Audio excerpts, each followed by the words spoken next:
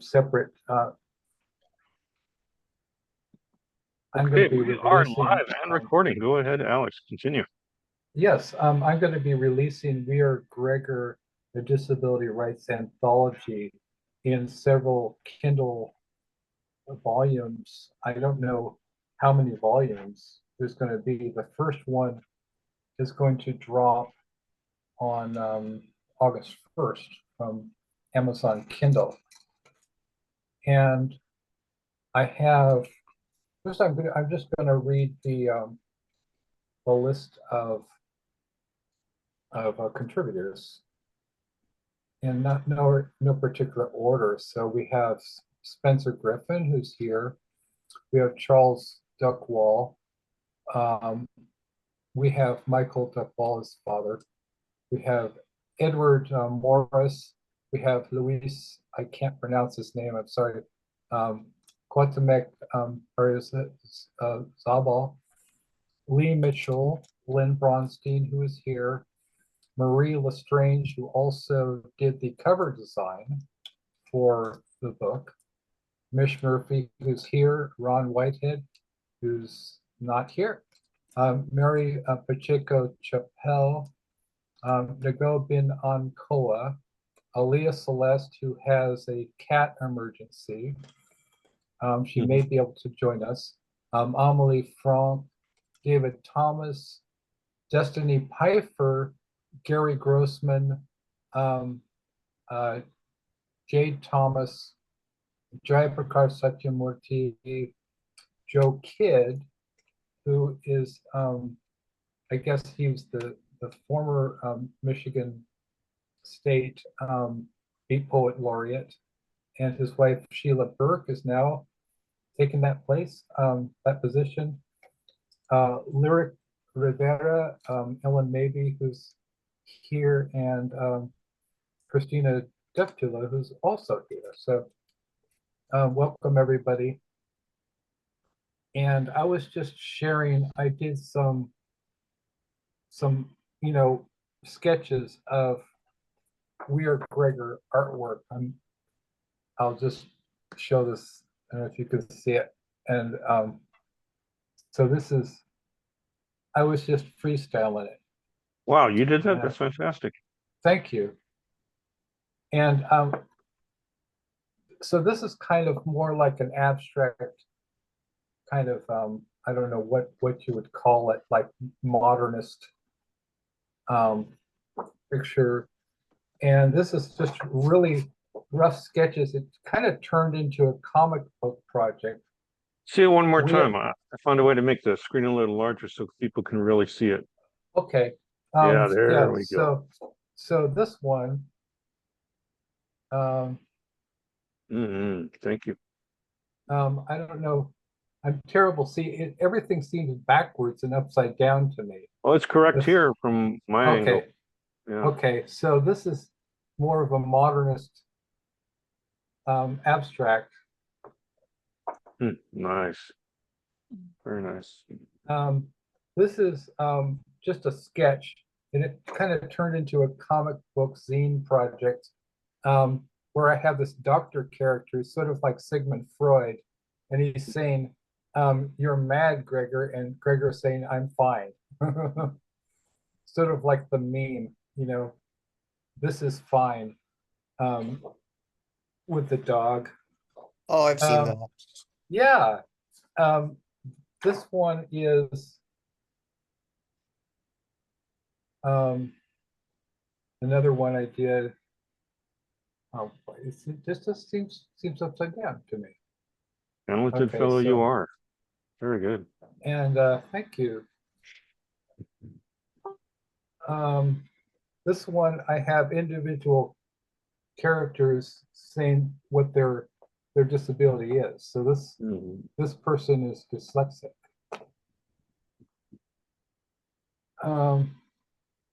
Then this one is different faces of neurodivergency. We have A. Gregor. We have could be, I don't know. It's a woman. It could be a trans woman. I want to see it. Want to see it? Okay. Yeah. Yeah. Picture thousand words. Oh yeah.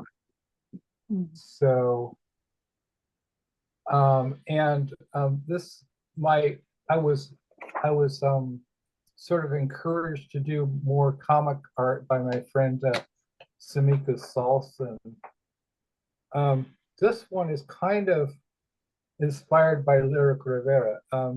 And the quote, if you can see it, is from a poem by Gloria Anzaldúa, who Yeah. To survive. I did my master's thesis on Gloria Anzaldúa. And it's the epigram that starts my poem, We Are Gregor. That's my favorite one so far. Thank you so much. Yeah. This is gets a little raunchy because it quotes Donald Trump. This is this is another face of Gregor, and this is a MAGA fan of hers. Well, yeah, they got problems too, I guess. So,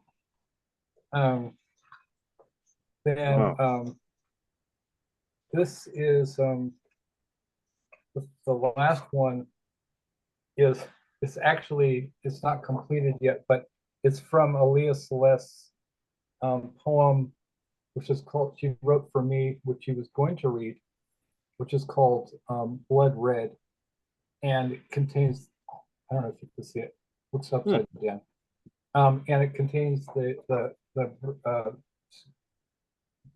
line, "No bitch, we ain't dead yet."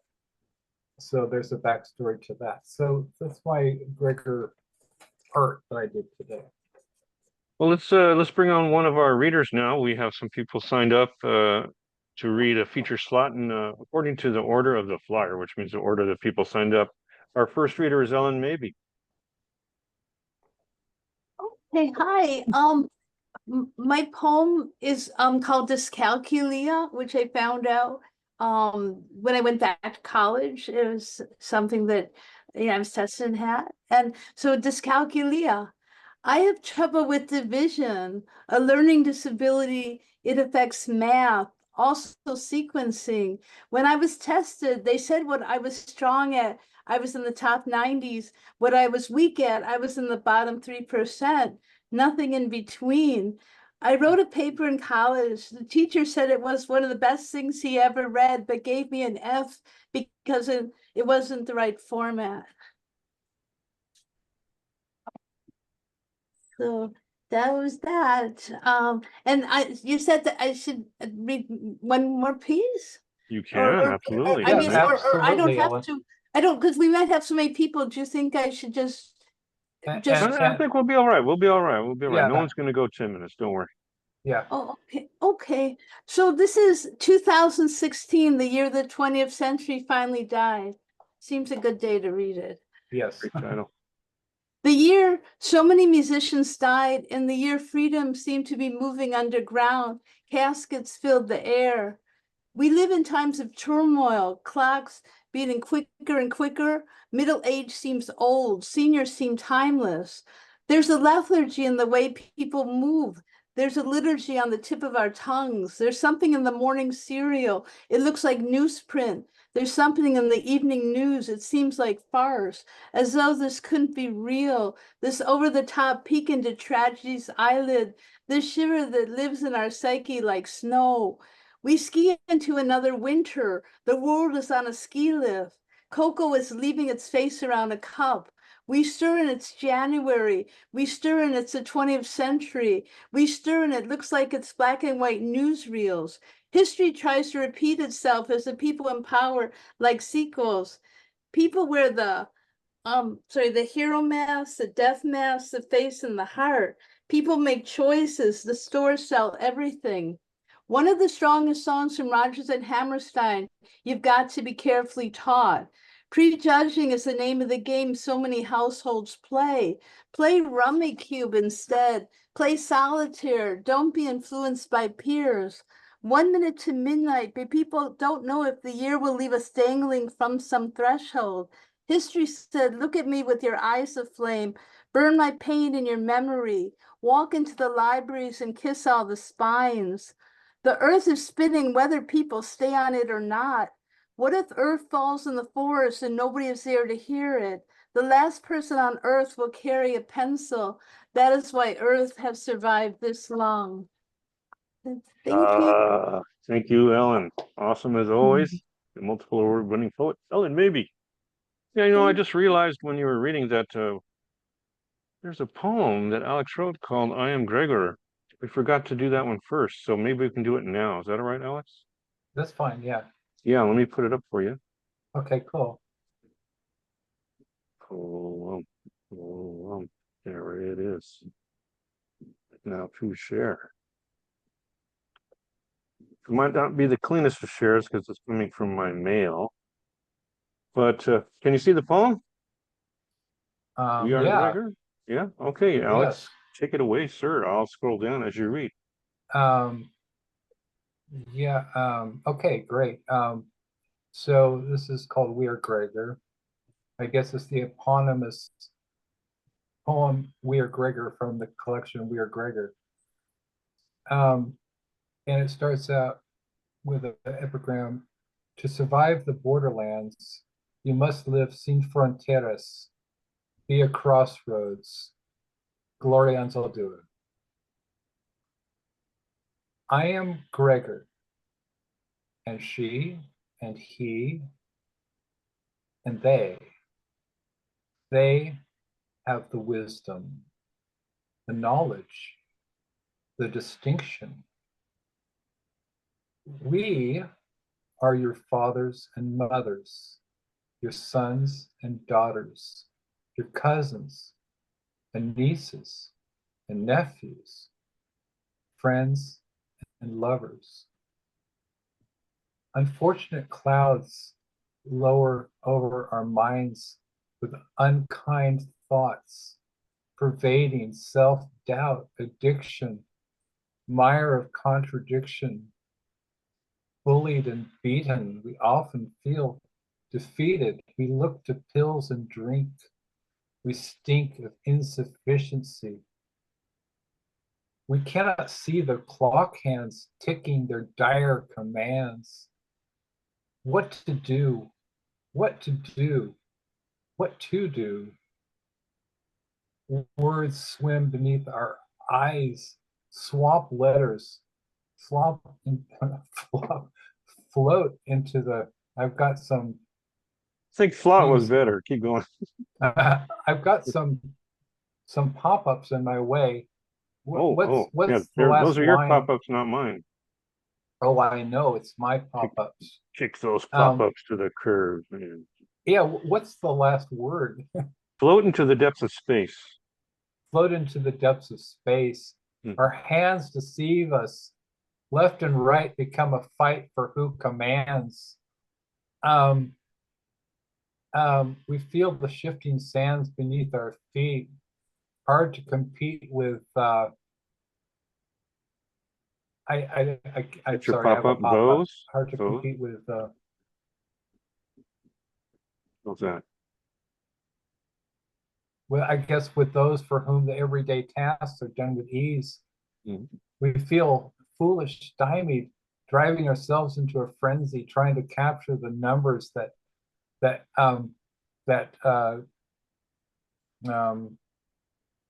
oh hell, I'm sorry. I'll help you if you like. I mean, if you get tripped up there, I'll just continue it for you, okay?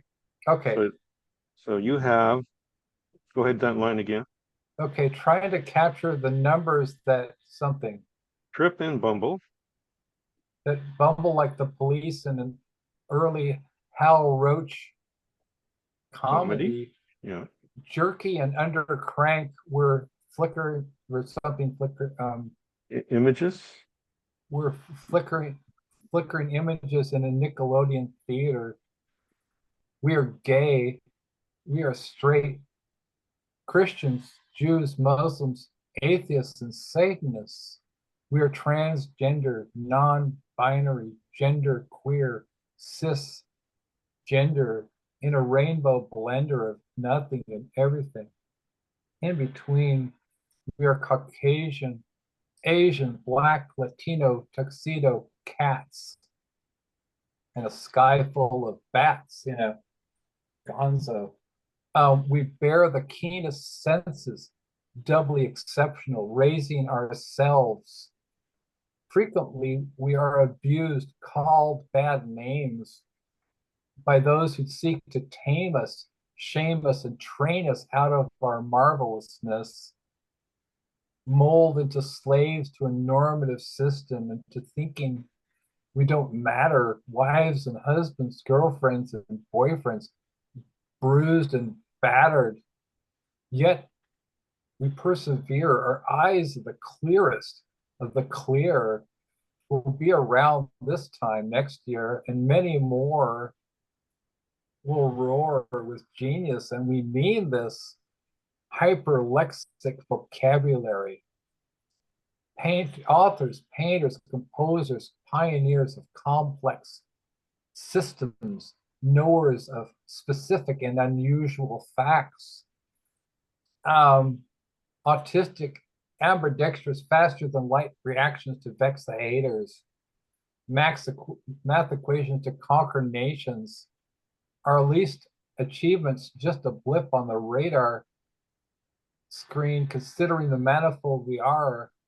We are Gregor, joined and unified together, warriors of superior ability. We will defy the odds. We are our own gods. We will breed an army of ourselves. We will succeed. We will succeed. We will succeed. Yeah. Way to go, Alex. Sums it up Thank very you. well. Thank you. We are Gregor. Well, let's bring up another poet. Let's see. Based on who's here, I think Mish is next. Mish Murphy.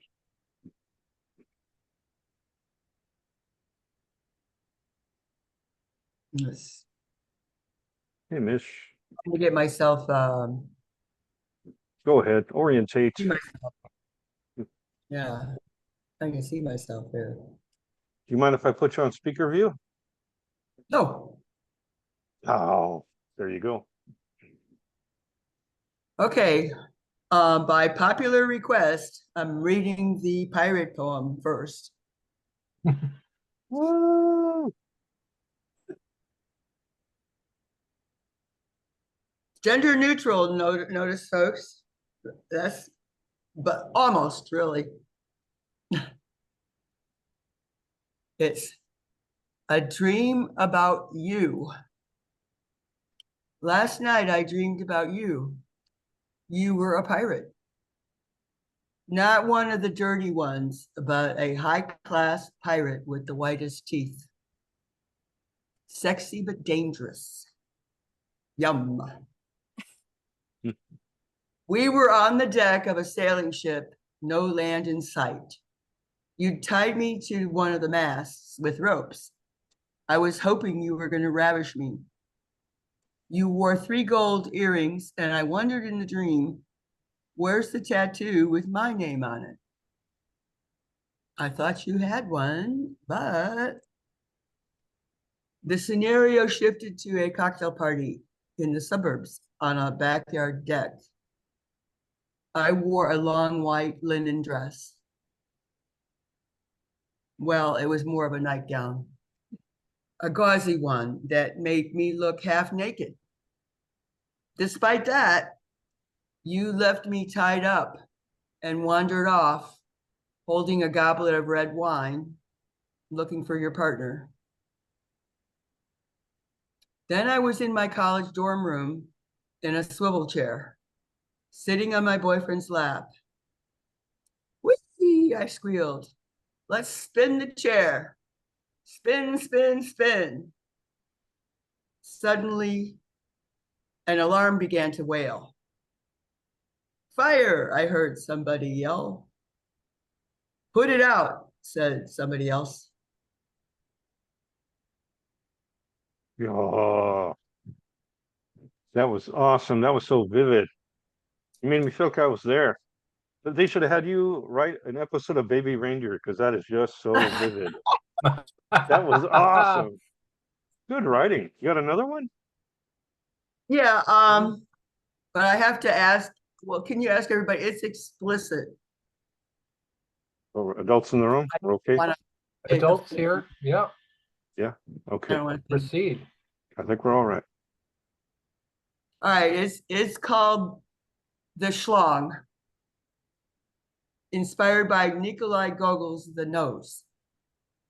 Anybody knows that story? Love that story. Love it. Very Oh funny yeah, I story. love that story. Yeah. Mhm. One day when Peter pulled himself to the apex of the rowing machine at the gym, he felt his penis pinched in the mechanism. As he slid backwards, his unattached cock scampered away, squealing, "Free, free." What the fuck? Peter discreetly looked down inside his gym shorts and saw, horrified, only a smooth patch of skin where his manhood used to be. He started chasing the quick darting dick and weaving in between weight machines and treadmills, only to see it skedaddle out the front door and vanish. He finally spotted a red two-seater Porsche that had just finished filling up at the gas station across the street from the gym. The driver was none other than his runaway cock, wearing a snazzy black tracksuit. Peter knocked on the side window. "Excuse me, but aren't you my penis?" "Listen, asshole, I have a mind of my own, and I'm horny as hell. And I need a lot of sex, and I need it now, so fuck off." "You'll regret this," Peter said. "Oh, below me." And the red Porsche zoomed away. At wit's end, Peter drove to urgent care. The amazed doctors kept poking the patch of smooth skin. Soon, the entire staff gathered to gawk at Peter's groin as he lay on his back in bed wearing only a hospital gown. Pissed off, he ran half-dressed to his car, where, looking at his phone, he discovered that his cock, using the screen name Playa, had somehow amassed over 10,000 Instagram followers in less than a day and was now considered an influencer. "I'll fix his little red wagon," Peter thought, as he complained about his missing prick to the police. They responded, "Pranking 911 is a felony," and hung up on him. He went to bed early that night with a throbbing migraine. The next morning, half awake, he stumbled to the toilet as usual and flipped up the seat with a bang. His hand automatically reached down and grabbed his schlong, which had returned to his normal spot and which enthusiastically started to pee. Oh yeah. I'm glad that went on and on. That was so good. I was thinking halfway through, this thing should be its own publication with Alex illustrating it. I can just visualize that. That's just, wouldn't it be Let's do something, it, Alex? man. Yeah. Oh yeah. Well, I'm down. I'm The down. broadside? Oh yeah. Oh, more than a broadside. This has got to have many pages. Well, I actually have a little chapbook. Yeah, But like a comic book. It'd be yeah, yeah. I had Yeah. Awesome. Thank you, I Mish. had one, but it's Yeah, like you I said, believe it. I believe it. Your writing is so vivid. It's really good stuff. I want to be fair to the people that aren't here as well. So what I'm going to ask Alex to do now, if he's willing to do so, or you can designate someone if you don't want to. Yeah. Let's represent Ron Whitehead. He has that poem, "I Have a Responsibility," or do you want to read it, or do you want to have someone else read it, or? Well, I'd like for each of us to take a stanza. So, Oh, for that one? Okay. So do you want to Yeah. coordinate that one now, or do you want to save it for later? no, let's do it now. Do it now? Okay. Yeah. I'll share it and then we'll So yeah, coordinate. we'll just sort of, I'll do this first stanza and pass it on. Okay.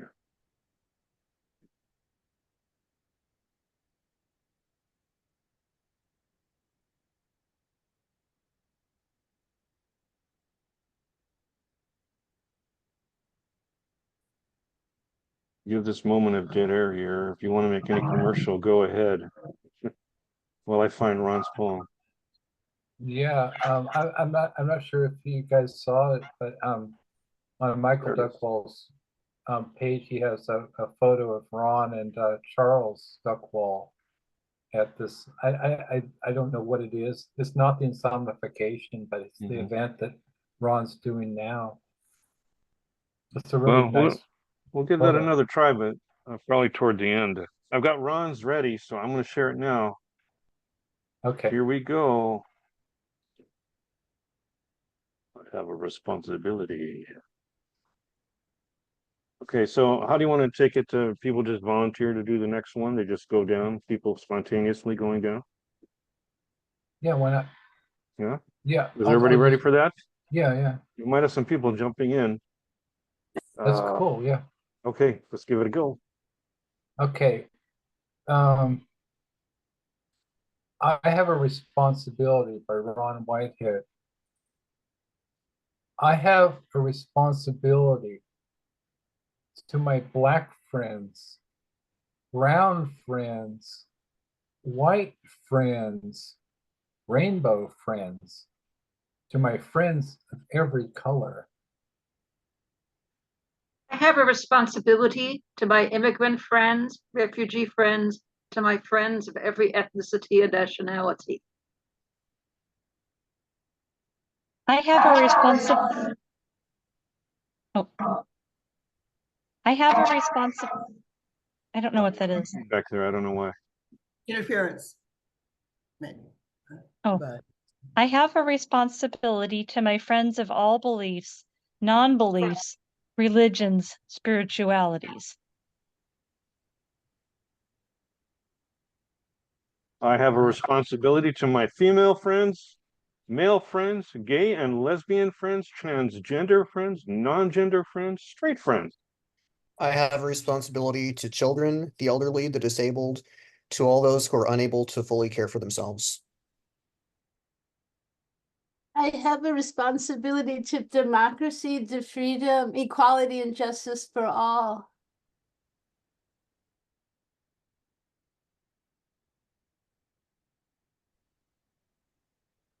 I have the responsibility to respect the inalienable rights of all people, regardless of race, sex, or religion.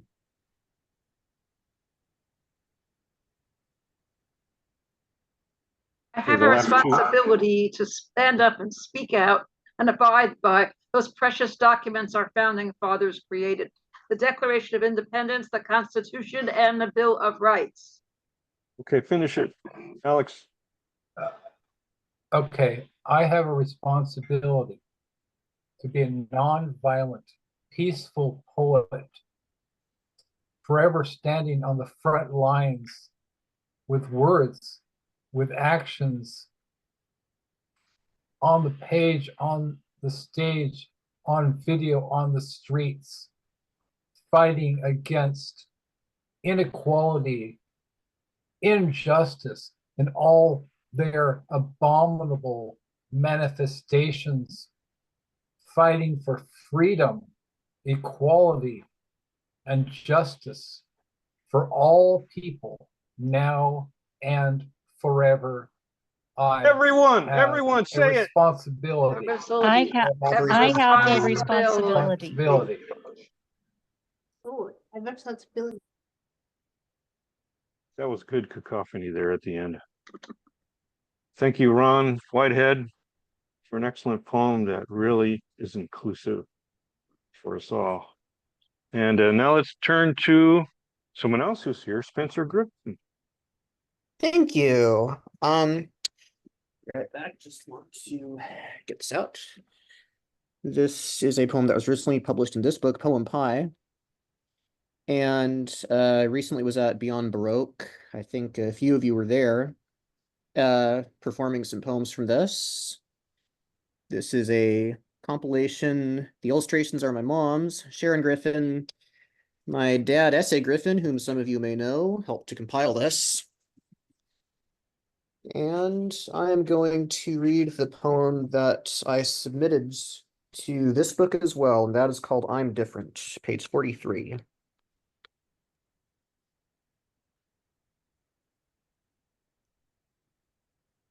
I'm different. I still don't know how to tie my shoes. Sometimes my mouth stays open when it chews. But I don't let things like that give me the blues. I'm different. I'm always the one who's picked last on the team. Making friends isn't as easy as it seems. I'm not like my peers, but I can always dream. I'm different. I have trouble knowing my left from my right. Sometimes when I'm calm, people think I'm uptight. But at the end of this tunnel, I know there's a light. I'm different. But wait, I know one thing I'm good at is spelling. And I'm good at geography, so there's no telling which things I will and I won't do so well in. I'm different. And even though I'm not part of the crowd, I don't think I could be any more proud. The things I've accomplished, so I'll shout out loud that I'm different. Here is an illustration from that poem. This is a compilation of children's poetry, but it's for both the young and the young at heart, and I count myself among the latter. Thank you. More, not just one. Oh, more? Well, okay. Yeah, Well, you at asked least for it. one more. At least one. Well, okay. I'll do that. Since these are very powerful poems you guys have been sharing so far, I'll do one of the more powerful ones in here. This is another one that I read at Broke, and now I'm reading it here. This was originally a poem that my mom suggested that I make for all the little girls who have never felt they fit in with typical little girl things like princesses. Mm. And the poem is I Don't Want to Be a Princess. I don't want to be a princess. I'm not like other girls. I don't need any makeup or bows or pretty curls. I don't want to be a princess, and I don't need a prince. For a prince will not make all my dreams come true. I'm quite convinced. Instead, I'll be a scientist or maybe an astronaut. I could even be a rock star. I don't see why not. And I could be an author with lots of stories to tell, or I could be a doctor, helping sick people get well. I could be a teacher who gives useful information. One day I could be president, in charge of all the nation. All these things and more would be so wonderful to do. I don't need any crowns or frills or dresses. Yes, it's true. So don't tell me that every girl wants to be a princess, because it's such a boring, needy lifestyle. That I must confess. I don't care if my story ends with happily ever after. I'd much rather have a life with excitement, fun, and laughter. I don't want to be a princess. I'm no precious little lamb. All I want is to be loved just the way I am. Once again, illustration. Aw. Thank you, Spencer. You problem. might get a chance to read some more later on. Let's find out. We're moving at an excellent clip right now. All right, I'd be willing to do so if that happens, and if not, I'm fine too. Yeah, Thank you. yeah, for I having think me. we might get an opportunity. We'll see. Right now, we need to do a bit of a commercial. I want Alex to be able to let people know how they can acquire We Are Gregor, Volume 1. How can people do that, Alex? Okay, so I'm going to be putting it up for pre-order within the next few weeks because I have all of the contributions. And I'm also going to be writing a few more and doing an introduction. And then it will be available on August 1st. It's going to be available from Amazon Kindle. So I don't have the link is not up yet, but Right. as soon as I'm able to do that, I will. So yeah. Volume 1, August 1st. Very catchy. And also I need to add, I can't believe I forgot about that. I didn't really forget, but all proceeds from We Are Gregor and all your work is going directly to be donated to Special Olympics. So that is our charity. Right, so do not hesitate to buy this book. Yes. It's for a very good cause. All right. Now we're going to turn to someone who's also not here, but their poetry was submitted, and that is Jade. Don, Oh, I'm sorry, I'm Lynn. gonna go in the order of the flyer. I'm next on the flyer. Oh yeah, but I'm doing people on and off. So now I'm doing someone off. Then we'll go on. Well, I need to read. We need to go. Oh, okay. Well, in that case, we'll switch it up. Go ahead then. We'll save Jade for after you. I mean, I don't want to sound. I mean, If I you gotta just don't go, do get- it now. Do it now. Yeah, it's not Yeah, a mortal please, sin. Lynn. Yeah, Yeah, it's perfectly cool. okay. It's cool. Okay. Well, like I said, this is a somewhat long piece called I Give Myself EMDR, and I wanted to explain what that is. It stands for Eye Movement Desensitization and Reprocessing. It's a psychotherapy treatment in which a patient relives a trauma while receiving external stimuli that may consist of eye focus exercises and or hand tapping or other stimuli. During the recall of the trauma, the patient also chooses a fantasy safe environment and a number of advisors and defenders who may be real people or characters from books or movies. This therapeutic technique has freed many people of long-term disabling trauma, and I underwent it a few years ago and successfully freed myself of one of my traumas. So since I was more recently trying to get someone to do it for me, but a lot of programs, therapy programs were on Zoom and not in person, and you kind of have to do this on person. I wrote a program for myself of giving myself EMDR. Who is my savior? Is that the term? I need someone who will carry me if I fall. Someone who will be my brains, my advisor. Someone who will do battle for me. A Michonne, a Tasha Yar, maybe even an Ensign Rowe. Someone who will, I don't know, I forgot. I am making this up. Someone who will give me feedback. Why not someone to do the cooking? I need a safe place, a place I love. I think I am in a bedroom, but it is not mine, a house that is not mine. It has Aunt Claire's cedar chest and dressing table that I always liked. There's a little room with books and a desk and a daybed, a perfect study, a lobby in front with a chandelier, a dining room or area with live plants and Pier 1 imports, Cobra chairs. There's a denim upholstered sofa in the living room. And if I sit on it wearing denim, it will be a dropout screen and my lower half will not exist. I am in a dollhouse. I am in my dream house. It does not exist in real life, but it is every photo in a decorating magazine, every display at IKEA, every room in someone else's home that I coveted. It is my safe place. A loudspeaker comes on and announces, the children's dining room is now open. Breakfast is being served. A consoling memory from childhood Catskills resorts. Dining room at the Lorraine Bradley Hotel. Multi-course meals, jelly donuts, rolls, delicious bread, an entree and a main course. They're not the same. Where are you? I am in Santa Monica, a beach town, like Bradley Beach or Asbury Park. But here in California, I lived there for 34 years. What do you see? I am in a room. I need to get out of this room. It's not my apartment, not anymore. The furniture keeps being replaced. I come into my apartment and furniture has vanished. Too many people keep walking through this room, people I don't know. I reach for a jelly donut. The room changes to a sort of small auditorium. There's a door that is open. The beach is outside. I want to go out to the beach. I pry open a panel in the wall. It is like a Murphy bed. It almost crashes on me. Outside, the beach. I go outside. It is black. The sky is black. All I see is sand and black sky. But it is not nighttime, it is morning. A total eclipse? I always wanted to see one, but not like this. I dream again and again of Santa Monica, my street, Bay Street, and it is always night in the daytime. I look to my advisors and defenders. Yes, I have chosen them all from Star Trek TNG. Data is the brains.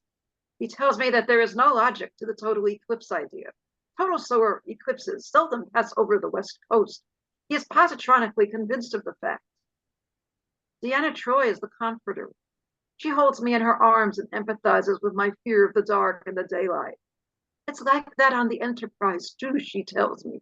We look out at the stars, and yet it is only 900 hours. Ensign Rowe shrugs off the emotions and pushes that panel back into place in the room where it almost fell on me. Captain Picard is with me too. He must be the fourth helper. He is playing his Resic flute. The music is crude, but it makes me feel better. I lie down on a bed with a pink satin bedspread. I am with my old chatty Cathy doll and my teddy bear, but I also have Toffee and Khaleesi and Pudding, the cats in my house. For once they are all content and not demanding I feed them. They are feeding me. Toffee brings me a plate of blintzes with sour cream and strawberry jam. He has a little bit of trouble balancing it with his paws. Do I see the light of day? I see a dawn, light pink sky over light gray clouds. I never could see the dawn well when I lived in Santa Monica. I saw sunsets, no dawns. I see dawn now that I live in the valley, and sunsets too because our house has multiple exposures. I do not ever again want to dream of Santa Monica as a dark place. I lived there for 34 years and it was good. I was happy, and I had friendships and love affairs, and I wrote and did poetry readings. I went to the beach in the afternoon. A lifeguard once helped me when I scratched my leg on the fin of someone's surfboard. I used to look at the board on the side of the lifeguard tower and read the daily weather and the surf.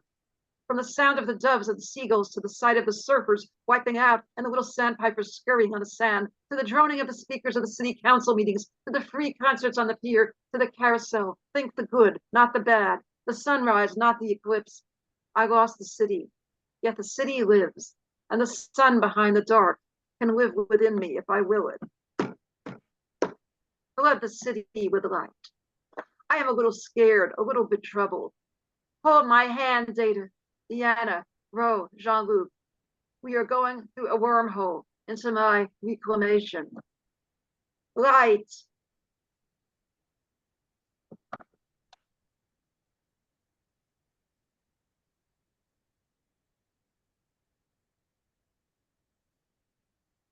Thank you. You're Thank you very so much. welcome. It reminds me of Philip K. Dick a little bit. No, it's surrealist. I admit that. Yeah, we can recall it for you wholesale. Total Recall. And you got to fix that window. It keeps banging. No, I'm just messing. Oh.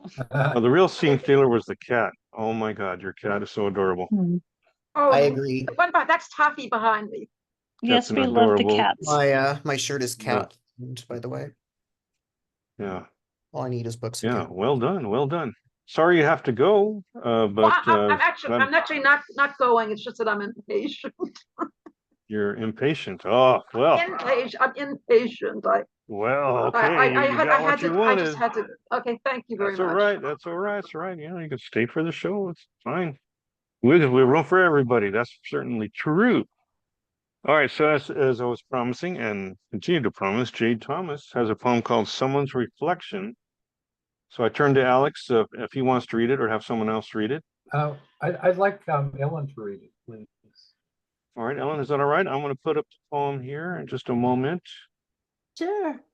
Yeah, Jade Thomas is the 14-year-old daughter of the dark fiction author Jeffrey Thomas. Oh, okay, cool. And she's half Vietnamese from Jeffrey's ex-wife. Okay, the poem is ready. So I got to share this poem so Ellyn can read it. Here we go. Okay, Ellyn, is that large enough? I hope it is. Oh, let's see. Yeah, let me get there to it. Okay. Right. Because I'm not sure I'm going to make it bigger. Let's see. Nope. It's Okay, from an email. that'll be okay. That's fine. So You it's okay called, with it? I Yeah, am. go ahead. Thank you. Okay, it's called Someone's Reflection, Jade Thomas. Scattered pieces of glass surround the floor, mirrors that spread throughout the halls before, fingers pointing at the one taking off the mask worn. I swore to die with honor. Scars and burns had me think I was a goner. Ostracized and demoralized, I'm forced to go over yonder. Sobs run down a face once pretty. The world won't accept just being witty. A tragedy, oh, the humanity. Rumors laced with sarcastic pity. Skins black and blue, gritty to the touch. Hands stiff, lacking the ability to clutch. A fleeting wish, grimacing in sight of the reflection in the dish, pinching at minor imperfections, fixating on a specific section, trembling, pain from infections, impulsivity, a retching complexion, nerves on high alert, nothing I can revert, insanity and desperation intertwined, hopeless blurs. I don't care that I'm being curt. Identity becomes a stain, completely desert. In a frenzy, I exert my options. Despair now shallow, my self-restraint narrows, reflection weaker than my shadow, torn in two from fate's blows. I have nowhere to go, perfectionism consumed me whole. Oh, wow. Whoa. Whoa. He's 14 years old. Incredible. Wow. Yeah, Incredible. wow. I want the recording rights to this poem.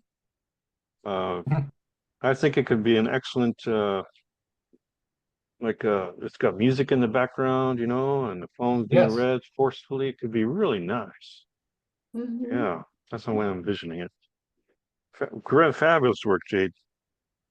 Hope you're watching. Thank you again, Ellyn. Jade and Jeffrey, her dad are at karate actually. So Oh, it's being recorded, you know. yeah, Watch yeah. it later. Yeah. All right. Let's see. Among those present, did I catch everybody? Oh, Christina's turn. Hey, Christina.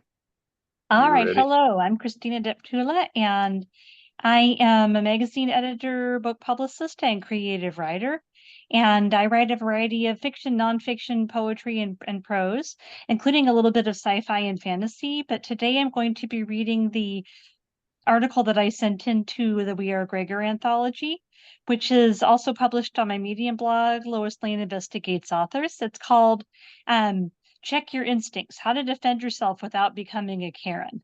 And I wrote it a couple of years ago. Some of the references might be dated, but it's about my experiences of being an autistic person and about, this was also published previously in an anthology called Proudly Retarded from Microcosm Publishing, a company up in Portland that publishes books and zines. And so it's about the theme of autistic people and getting taken advantage of. You're supposed to write something combining the experience of being autistic and being taken advantage of. So here's my essay, Safety and Boundaries, How to Defend Yourself While Not Becoming a Karen. Autistic people, or really anyone who might interpret social behaviors differently from most others, can have people take advantage of them. I and others have encountered people and groups and institutions who have tried to manipulate me or use me for their agendas because they thought we wouldn't know that what they were requesting was not normal, or that it was socially okay to say no. Some well-meaning people try to step in to protect autistic or other marginalized people from this kind of manipulation. There's a time and place to look out for those who are being bullied or abused, just as you might take someone aside at a bar and ask if they're okay if you see someone's aggressively coming on to them and won't leave them alone. And I'm glad that some people still look out for each other in our world. Sometimes, though, systems in our society that are intended to help and protect people can actually be double-edged swords because they teach us to go along with authorities and experts rather than trusting whatever natural instincts we have about whether situations are safe or comfortable for us. I actually cringed at the thought of writing an essay on this topic because I imagine people reading this and saying, oh, autistic people are getting taken advantage of. See, they can't manage their own lives. They need us to step in and rescue them and look after them. Many self-help programs, from 12-step addiction support to financial management courses, start off with the assumption that recipients of care are clueless, powerless, or in some way incapable of knowing what's best for ourselves. Government and private social services often require compliance with detailed rules and regulations that leave people feeling as if no one finds them trustworthy or able to manage their lives. And I have heard from those who have applied for SSI benefits that the application process is quite humiliating, having to list and document each job loss and personal failure in great detail. And too much of the mental health world, as well as the socially minded nonprofit spaces in which I function, operates according to a paradigm where there are educated, professional, capable caregivers who know what they are doing, and then there are those in need whose only role is to receive the assistance and be grateful and photogenic. making autistic people feel incapable, discouraging us from paying attention to our own gut instincts about our own lives, needs, and safety can harm us, because it deprives us of those instincts as a source of insight into what's okay and what we should resist or avoid. I myself and plenty of others remember an initial feeling of annoyance in certain situations that we pushed down for whatever reason, and then things gradually got worse. And an author I know with a book on mindfulness told me privately that her book wasn't just woo-woo to help people relax. It was really about how her practice of paying attention to her surroundings helped keep her safe while she was being stalked. Also, people who take advantage of others often also try to make their target victims distrust themselves and their own self-protective instincts and depend instead on the person who's manipulating them for guidance and validation. So if you're already primed to see yourself as incompetent and deficient with a broken brain, and let the experts in charge take control of your life and self-perception, you're already used to doing what the person who's acting abusively wants you to do. I'm not putting down people who work for nonprofits or in government social services, many of whom are doing the best they can in rough situations. And I'm not minimizing the real help that some have received from services of these sorts, or judging anyone for seeking out the resources they needed to survive. And I'm also not saying that autistic people or any other group of people know everything and don't need to learn from others about how to better manage our lives, including ways to better protect ourselves from being taken advantage of. But I am saying that this learning can happen more effectively for all concerned if it's seen as a two-way street, as a conversation where autistic and other marginalized people have input, and where those who seek to protect or educate us see us as partners and listen to what we have to say about our own lives. As an example of how this might work in practice, I was working with the San Francisco chapter of Young Women Social Entrepreneurs to set up a panel where people who have received some sort of assistance from a nonprofit or government agency at some point in their lives come to speak as a focus group. They will share with us the wisdom they have, which will likely include how they survived a rough situation and what they learned from the experience, and what it was like for them to navigate available assistance and whether the system worked for them or not. Corporations facilitate this sort of information exchange with customers through market research and focus groups because they have learned that understanding customers makes sense for their bottom lines. If ordinary shoppers' gut wisdom is important enough to be able to influence a corporation, we can certainly also value all of our own instinctual senses concerning what works for us, how to protect and care for ourselves, and how to navigate our world. When we as marginalized people are better able to protect and look out for ourselves and for each other, we can avoid having to rely as much on protection from authorities outside our communities. Many social justice thinkers have discussed how and why it can be problematic to depend only on outside authority for our safety, in situations ranging from neighborhood policing to intimate partner violence. One issue that I have encountered as an autistic woman in a working class neighborhood is that people who seek to protect me can take away aspects of my autonomy in the process.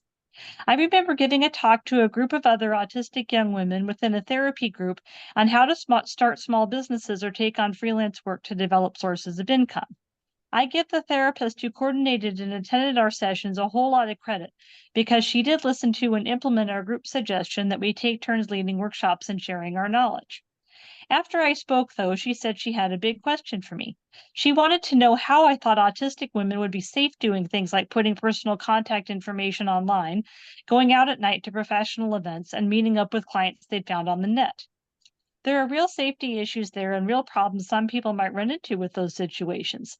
But I think a better approach could have been to say, how can we work together to make freelance work, entrepreneurship, or just plain socializing safer for ourselves as autistic people, rather than, oh no, autistic people can't do freelance work.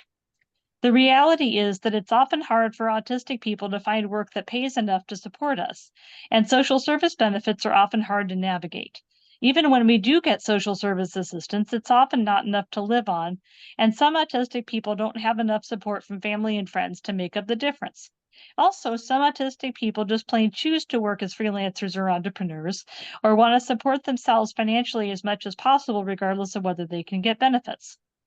So it makes more sense and is more humane and respectful of people's freedom and dignity to work to make the different choices available to us safer, rather than entrusting an external authority to manage our lives and take away choices we might need or want.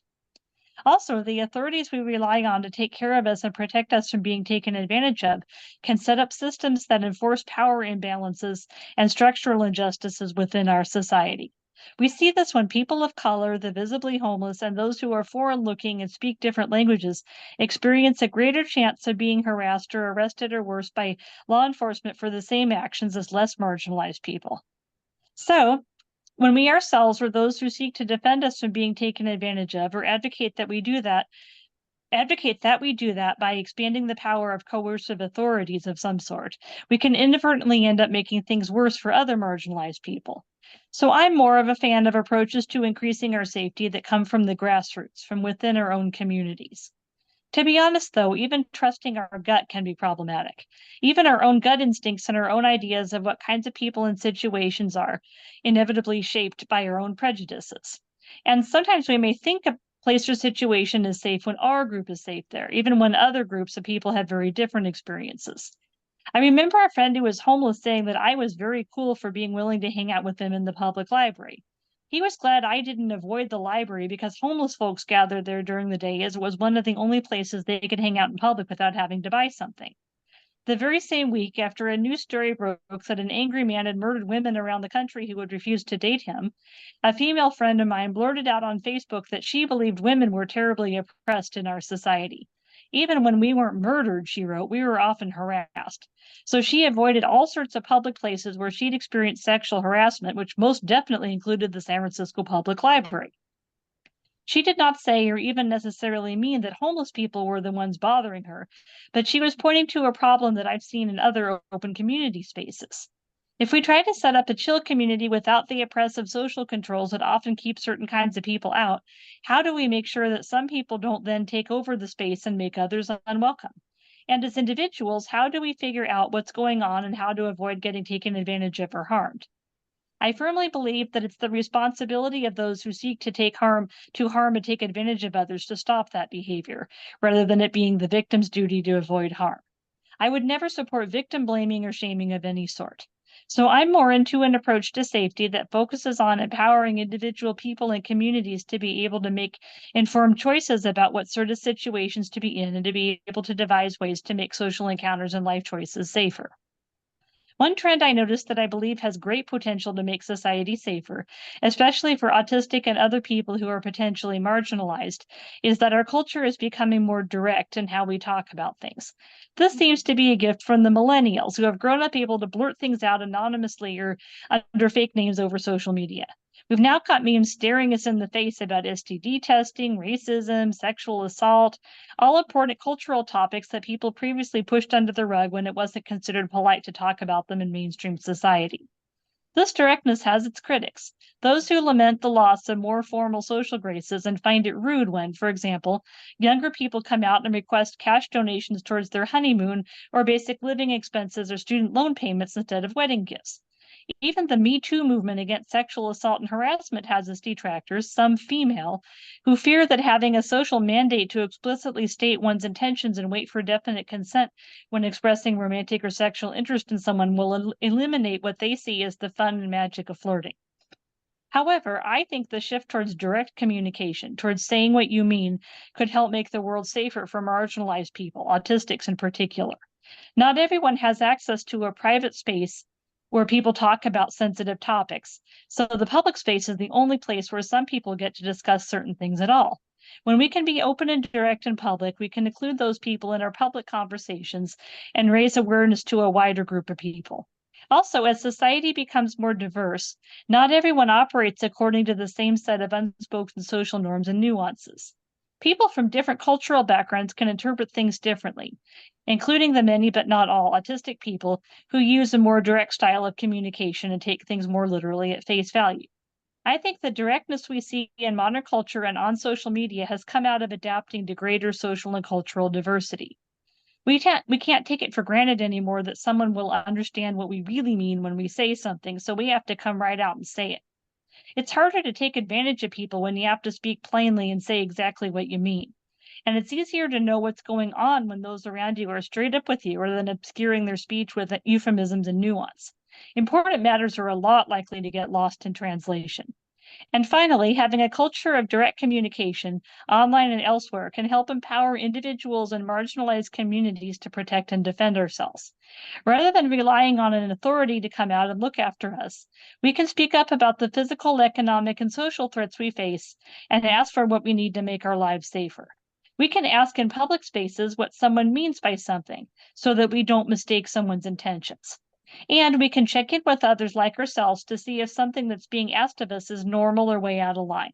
We can also do a gut check on ourselves by asking others if we are right to be concerned about a situation or person, or if we are simply reacting out of our own prejudices, so we can feel more confident about trusting our gut instincts.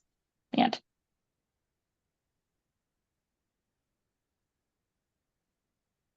Thank you, Christina. That's very essential reading. That is an I Am Gregor, right? Mhm. Yeah, Yes, oh, it yes. is. Good to know it's there. Thank you so much, Christina. All right, we got one more email from David Noone. A few poems there. Yeah. Maybe we can do some of those. How would you like those to be handled, Alan? We'll do it like Ron's poem. We'll each read a poem, I guess. Okay. I think I have those ready. Here we go. After the Weekend is the first one. Yeah, David Noone is a fabulous poet and musician in Dublin, and so what's happening is on my screen at least the your whatever your whatever screens are kind of obscuring the screen, so I can't really see it, if that makes any sense. I mean, I can't see Yeah. from he gets into the cab heading back to the Mad, and then it's you, right? So your face. So Yeah, on my end, I've got a column that has the people who are in attendance, and I move the column over to the left because this poem on my computer is going all the way to the right. I've got all of it, but no pop-ups or anything. But yeah, maybe we all so see something different, right? yeah, Based on our yeah. computers. Yeah. Yeah. The way my crappy laptop processes it, you're on the right. So Yeah. is there any way to switch it to the left so that From an email, I'm trying to do that. I'm clicking on every little bit of dots I can find, but nothing changing. Or yeah, you Yeah. could read it. Yeah. That'll I can probably see it be clearly. I the mean, best way. Yeah. maybe Why that's the don't way. you read Okay. it? Does anyone else see Yeah. it totally clearly? I better read it then. Okay. All right. So David Noone, After the Weekend. Dee gets into the cab, heading back to the madhouse. A bag of clothes on the seat beside him. The clothes cleaner than Dee. He'd sort that out in the morning. There was no rush. No need to be immaculate. Not on re-arrival Sunday. He paid the taxi driver, then grabbed his bag, nodded at the receptionist who nodded back, took a left, walked to the lift. A walk he'd made 1,000 times before, a walk of indefinite length, sometimes long, sometimes short, depending on the day. Dee hit the ward, signed back in. A nurse went with him to unlock his room. Dee threw his bag at the foot of the bed. Then it came, the question, the one that comes with every Sunday evening that Dee gets every time and never answers, the one with the complicit lie. What'd you get up to at the weekend, Dee? So many weekends Dee had spent on leave. He'd spent with lovers and had resisted the temptation of giving a detailed account just to prove that it wasn't a legitimate query, since there wasn't one nurse who needed to know about the time Dee had filleted while a documentary of Ed Gein played in the background. No nurse wanted to have to include that in their notes before going home. Obviously, Dee could be wrong. It's unlikely, but who knows? Either way, He really had nothing to say about that weekend. It'd been boring as fuck. Nothing even vaguely interesting had happened, and there hadn't even been a decent movie that caught Dee's eye and might be worth watching. So Dee answered, I killed a dog. Quite the writer. Again, I beseech, is there anyone that can see the entire poem? Oh, no. All right, I'll read one more. Hmm. This is called Psychical Residue. Yeah. The room's wretched, its walls stained with rape, and myriad arterial bleeds from 1,000 wrists and deadened minds collected over a century's worth of patience. Each time someone new comes in, they each contribute their own personal variation, culled from their own cracked psyche that only thickens the mural rather than extending it. The theme is the same. It's only the execution that's changed. So much misery held in just one room of an entire building. If a single person were to feel the entirety of what the space contained, they would collapse into themselves without an option or want to return. He wonders if the architect drawing up the plans for the place in the 1800s had any idea what it would be housing. And if they did, would they still build it? Probably. Money would have been involved. And that's a taste of David Noone. Hmm. Yeah, he And had some David Englishisms in there. David Noone is a lovely gentleman from Dublin, and he and Nick Cave have something going on where he does the music of Nick Cave, and he kind of sings it, whatever. And you could go to his YouTube channel and hear him play Nick Cave songs. So, pretty cool. It's to hear, and I'll be happy to hear him. YouTube. All right, we turn to our live group once again. I see a name here. I'm just curious, Dean, if you have a poem you'd like to share. Oh, no, thank you. I'm just here to listen. Okay, just thought I'd ask just in case. I was here to listen as well, and I have to admit, now I'm motivated. I want to read a couple poems. But just to cleanse our palates, please, between me reading David Noone and myself, there must be something Alex can say that we haven't said. How about volume 2? I mean, are you're taking submissions for volume 2? Is that right? Absolutely. So all I have is I have a couple of submissions for volume 2. Things have been after I collected all the contributions for one, the contributions have been trickling slowly in. I think because there's a little ambiguity, as to the limits of, was volume 1 is closed for submissions, but we have a very fine artist named Pauline D. Fields who is cooking up the cover art for We Are Gregor 2, and it's the whole concept is this sort of like a psychedelic poster art from the Avalon Ballroom circa 1969 with a sort of a Kafka bug. And so that's going to be the cover, and she's working on it now. So shout out to Pauline D. Fields. And so Dean, you're very, very welcome to contribute if you would like to the second volume. And my email is George Bailey, as in It's a Wonderful Life, 679 at gmail.com. So we can talk on Facebook too. And we're going to make sure that email address gets seen. Yes, definitely on Facebook and on YouTube. Yeah. Let me ask you quickly, on that second volume, have you envisioned a deadline for it? Is there a deadline? Oh yeah. October 1st. Yeah. October 1st. Yeah. Got it. Volume 2, because I want to submit something. Hmm.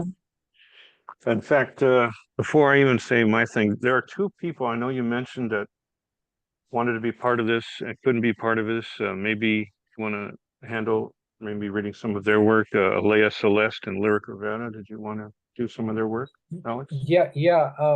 Unfortunately, I didn't share the battle rap, which is one of my favorite poems.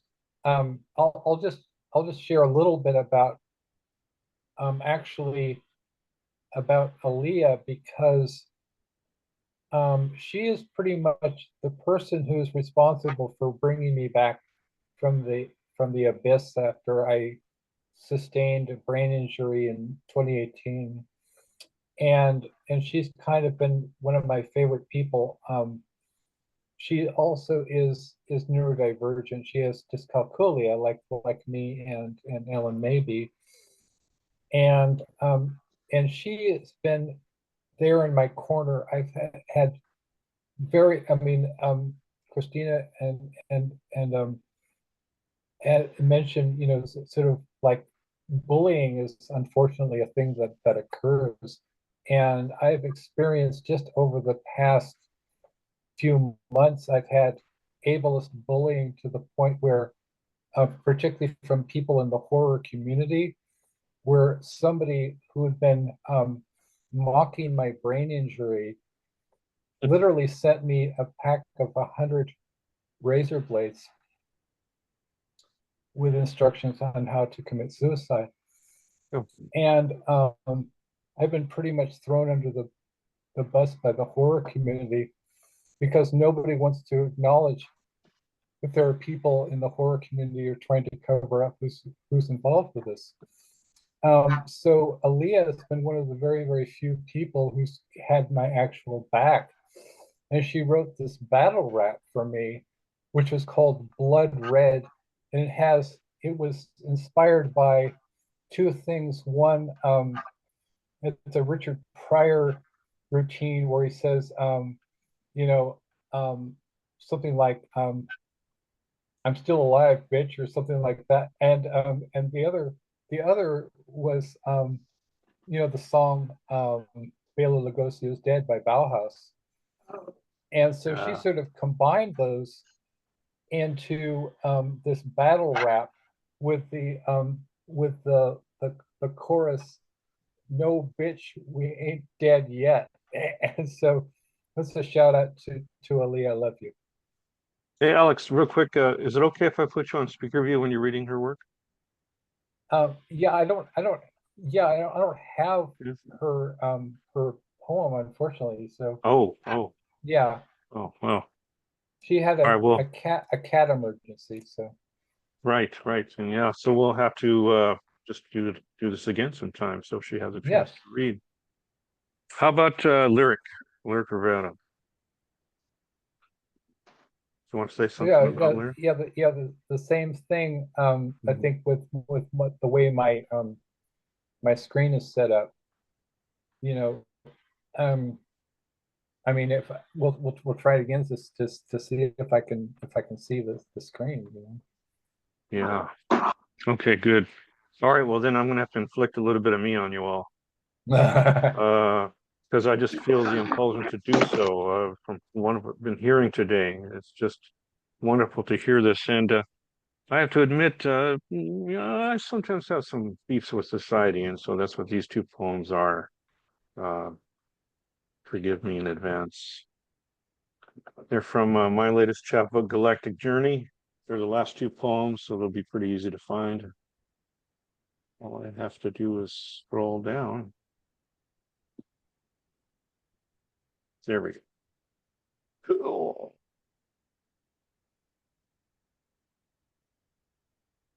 Would be poems 20 and 21. There we go. Okay. So this first one is called Micro Costcos. And a little epigraph here from famous song called Yours Is No Disgrace by Yes, the songwriter John Anderson repeating Silly Human Race in the song. Gear your SUVs around other SUVs.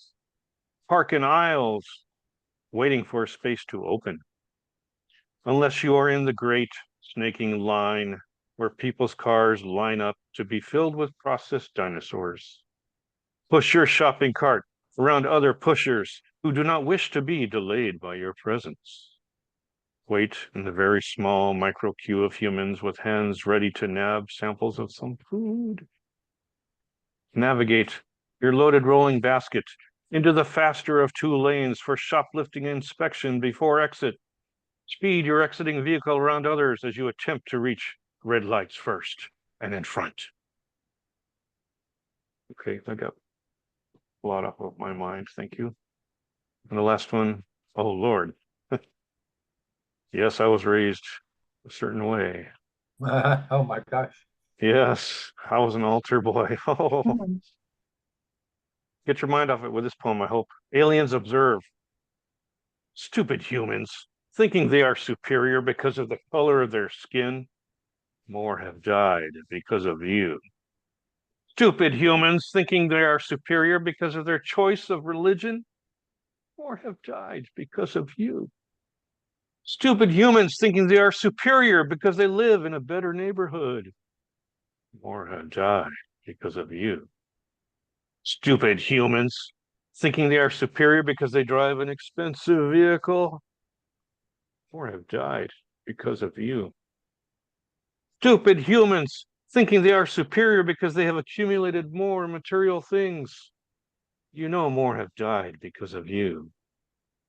Stupid humans, never think much about equality. They're guaranteed eventual death. The universe will go on fine without you. Yes. As I race for the stop share. It kind of, Ah. your poetry kind of reminds me of Harvey Pekar. It's very observational. Hmm. Yes, sometimes I feel not of this earth, or at least ashamed of it. Well, that's what the future's for, right? We got to try to make things better. And this is definitely one of those ways. We are Gregor. I want to thank you so much, Alex, for inviting me to host this. Absolutely, thank you. This is just so moving. I can't wait to get that Kindle as soon as it's available. Please let us know. Yes, absolutely. And we'll just disseminate that information as far and wide as we can. And I just want to remind everybody that we have been recorded. This was live on Facebook, and it is also going to be posted on YouTube.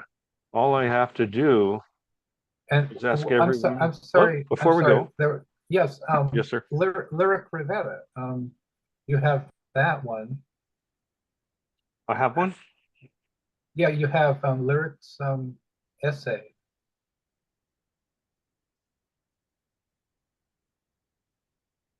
In the emails. Yeah, it was in an attached Okay. Word I'll take one document. more look. I was trying to tie Okay. things up in a bow, but let's loosen Okay, that bow. no worries. I mean, Nah, it's not important to me to tighten any bows. Oh, okay. No way, no how. No way, That no makes how. If there's another poem that makes needs to be me read, think of Mish's poem about the penis. well, yeah, I can't get my mind off it. It's so awesome.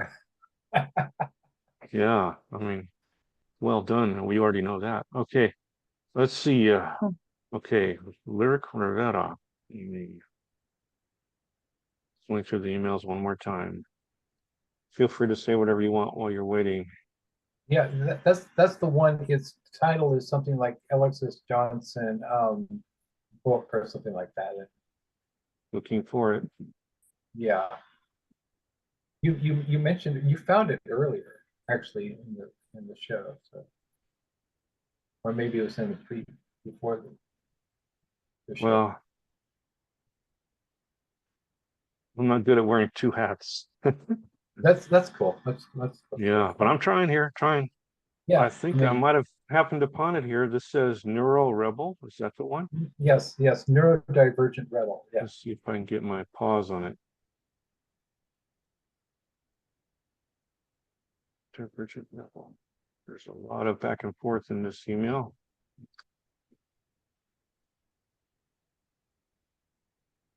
Asking her to contribute. She says yes. Yeah, this was a beautiful thing, and I just thank you for the opportunity to talk about this, because actually, speaking of autism, I did a sort of a scholarly analysis of some very concerning autism experiments that were conducted by a Kaiser Permanente neuropsychologist, and for their PhD. And I posted that on my Substack last year. And I was contacted, or I got in touch with Rivera, who is probably one of the foremost experts on neurodivergency. They are a best-selling author. And at first I asked them whether they'd be interested in contributing to Gregor, and they said yes.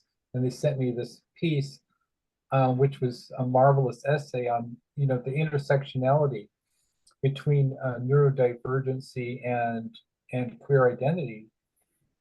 But also, and I asked them if they'd be interested in looking at my blog, my Substack, about autism, and specifically.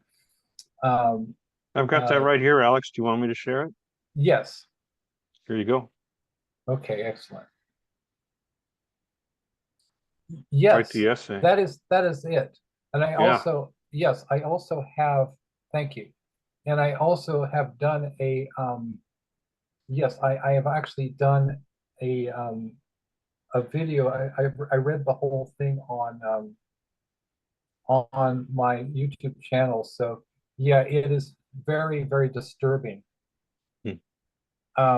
These were taxpayer-funded National Institute of Health experiments on low verbal autistic children, in which Dr. Kimberly Lanny and Dr. Blythe, who was with UC Davis Mind Institute. She's currently a neuropsychologist at Kaiser Permanente's Roseville facility, and Blythe Corbett, who is a psychologist or a psychiatrist at Vanderbilt University. What they did was they took a contingent of low verbal autistic children.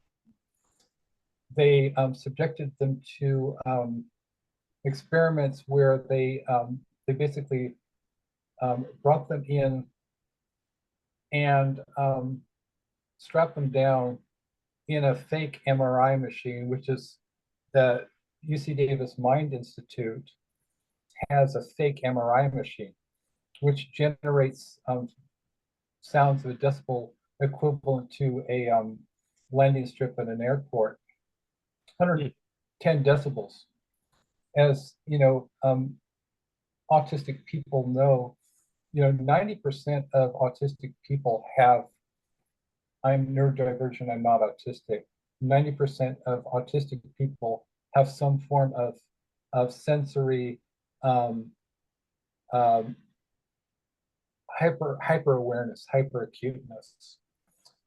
Dr. Blythe Corbett is absolutely fascinated with the HPA axis, which is basically pituitary cortical stimulation, or in layman's terms, fight or flight. And so the whole idea was to she wondered whether or not autistic children would be stressed out by being mildly restrained and subject to 110 decibels of MRI, fake MRI noise. I was helped, and I'd like to I used lyrics research on this for this article. I also talked to John Ilda Robison, the best-selling author. I also talked to Dr. Henny Cooperstein, who is an autistic savant and who helped me with this article, as well as Dr. David Petrino at he's a neuroscientist at Mount Sinai Hospital in Queens, New York. And Lyric said that this article was quite good and recommended it to their, recommended my Substack to their readership, which is one of the highest compliments my work has ever been paid, especially since I'm not even remotely a scientist. This looks incredible. Thank you so much. Wow. Yeah. Yeah, I really went to town because I do have a horse in the race, and I won't, go into the details, but it involves a discrimination suit against Kaiser Roseville that's been brought by the federal government because I was a whistleblower against Lanny. I was basically I received a anonymous letter by certified mail saying that I was a threat. I was a dangerous threat to Kaiser providers. And I was a violent and dangerous individual. Because of this, the federal government, the Department of Health and Human Services, has done an official investigation into Dr. Lanny, her Confederates, Kaiser Roseville, this being coordinated at the federal level and at the state level in San Francisco. So that's an ongoing investigation. And I hope, I think that her behavior is disgusting and ableist in the extreme, because I know she sent this letter. She coordinated with the administration at Roseville, basically their threat management unit, saying that I am that I can barely walk. All we have to do violent is and show them dangerous this person. video, and this video is proof that's not true. I'm telling you right now, man, you are a gentle soul. It's so nice to meet you. Thank you Alex. so much. Yeah. All right. Well, we're starting to have a time concern because I'm going to be without power in about 15 minutes here. So I just want to be sure to get this up on YouTube before that time. So I just want to thank you again. Thank you all for contributing to We Are Gregor, and whether it be Volume 1 or Volume 2. This is a wonderful thing you're doing, and going to make the world a better place, person by person, reader by reader. That's the way to do it. All right, Alex. I just want everybody to give a chance to thank Alex, please. Oh, thank you very much. Thank you. Thank you, Alex. Thank you so much. All right, and then we'll do this again sometime. Absolutely, absolutely. Yes. All right. All right, everybody, go in peace and love. Go in peace and love. Yeah.